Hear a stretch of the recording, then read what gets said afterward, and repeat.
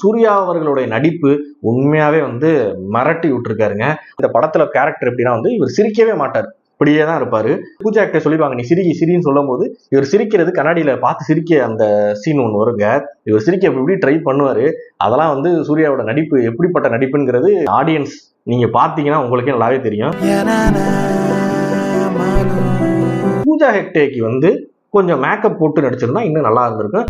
அவளை கிட்டத்தட்ட ஒரு புத்தராகும், எனக்கு கிட்டத்தட்ட ஒரு அரக்கனாகும் மாத்திருச்சு. வில்லனை பத்தி நம்ம சொல்லணும்னா வந்து எதுக்கு இந்த படத்துல அவரை போட்டாங்கன்னு தெரியல. அவரை விட்டுட்டு வேற ஆளை போட்டிருந்தாங்கன்னா இன்னமும் பிரம்மாண்டமா இருந்திருக்கும். சத்தியமா செட்டே ஆகல.